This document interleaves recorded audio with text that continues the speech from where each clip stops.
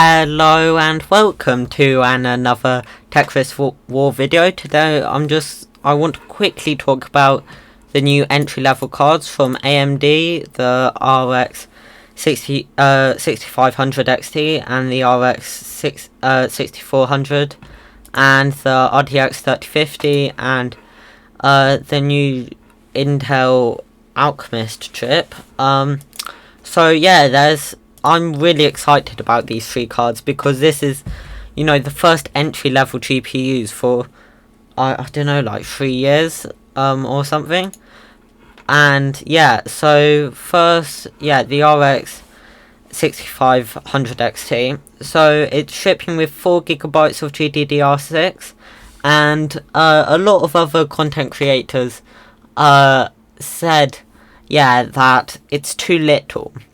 But I think in some ways it's smart because less VRAM will lead to lower prices because memory is expensive, and also because it's only 4GB of GDDR6, miners won't touch it as much because of, I think Ethereum needs 4GB of VRAM or like 6GB of VRAM to actually mine. So some miners will mine other cryptocurrencies, but Ethereum is the main one. And if this can't mine well, then they won't use it because of that 4GB of GDDR6. It's also got a 64-bit bus. So on paper, I think they've got the worst specs. 64, 96. This will probably be 96 too, or 128. So yeah. But on paper, the RX 6000 series generally has worse specs than the competition, so I could believe that the RX 6500 XT does perform around a GTX 1660 Ti or an RTX 2060. Then there's also the RX 6400, which is a low power card similar to Intel Alchemist. 128 EUs, and I think it will probably perform slightly worse or similar, although in some games I think because of driver optimization I think it will perform better actually, because I'm not sure how well Intel's drivers will be. I think Moore's law is dead. Said that drivers are holding Intel's cards back a bit. So I think so this doesn't need dedicated power from a PSU, which means that you can just put it into an old PC without necessarily needing a power connector. So it's quite good for cheap builds. You can just get one, then put it into like an old Dell Optiplex. So that's quite nice because other GPUs, I think the latest one was like the GTX 1050 Ti, which didn't need a dedicated power connector. And Q1 2022. And then this is also releasing around then, the RTX 3050. It's releasing with double the VRAM, like 4GB to 8GB. So these 8GB of memory, it will be nice, but also I don't think you'll use more than 6 in games unless you're using very, very detailed textures. Textures are nice as a sort of free way to gain extra visual fidelity without using much GPU power, as long as you've got the VRAM to do it. But 8GB, I think that will raise up the price a bit. And I don't think it makes sense. The RTX 3070 only comes with 8GB of VRAM, and it doesn't make any sense. The RTX 3070 has 8GB, but then the RTX 3050 has 8GB.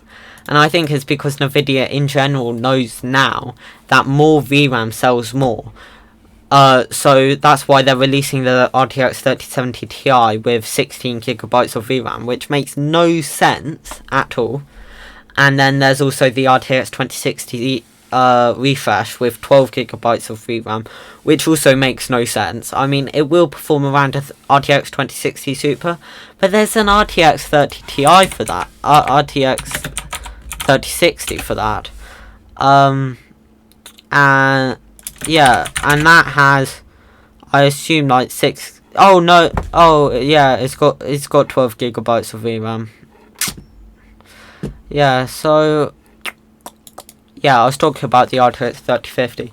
So here's a nice little graph. Oh yeah, it's releasing at the same time, and in terms of performance, it's performing between Intel and AMD around the GTX 1660 Ti, which, like, yeah, it's nice. It's nice performance, certainly.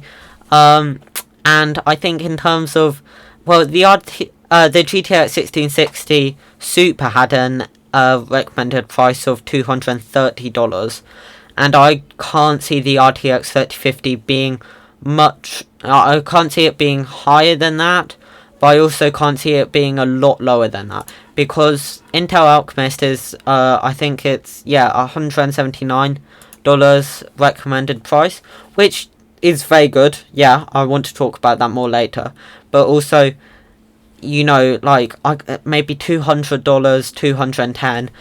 I think AMD will probably go with 230 or 220, because there is some competition here, and you know, I know that recommended prices are basically meaningless in this market currently, but the thing is that if this doesn't attract miners, because it's only got 4 gigabytes of memory, and because it's because they're like worse chips, I assume that they'll have smaller dies. I think they could produce a lot of them, and they won't be taken as much by miners, so there will be more stock for gamers. Also, enthusiasts who have like RTX 3070s, RTX 3080s, like RX 6900 XTs, like, they won't touch these. So yeah, there will be some. I think I've got some cautious optimism about these cards, and yeah, so there's also Intel Alchemist. So this is a 128 EU variant with 6 gigabytes of GDDR6, which I think is the sweet spot, which is good, and it's in the first quarter of 2022. So these are all probably launching in like the January to March, April. Is April quarter one? I'm not sure, but yeah, so quite early in the year, probably. Yeah, maybe like February or something like that.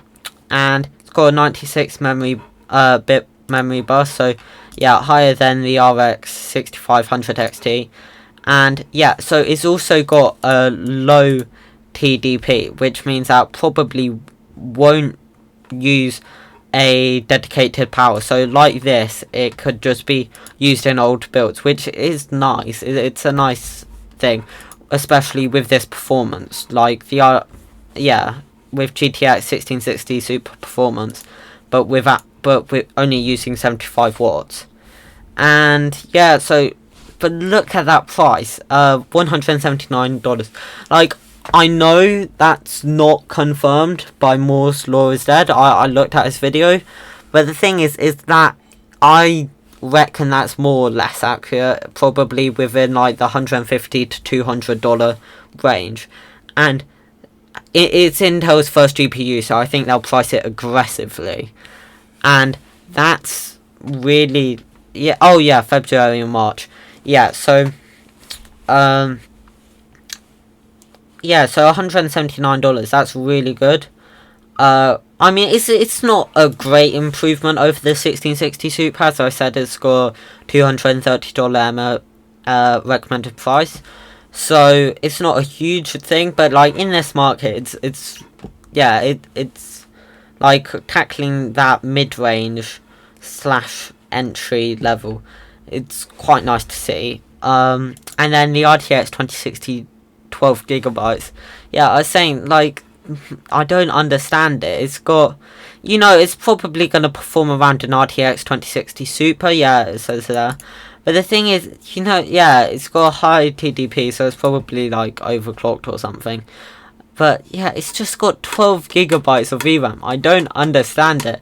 It's expensive and it's hard to get, and why the like RTX 3050, and I just don't understand why Nvidia makes these things like 3070 Ti that doesn't need 16 gigabytes of memory. Why are you planning to release it, Nvidia?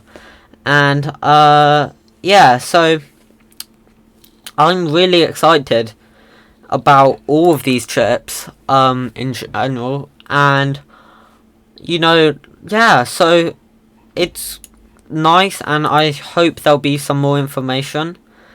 Yeah, thank you for watching, and I'll probably see you soon. Goodbye.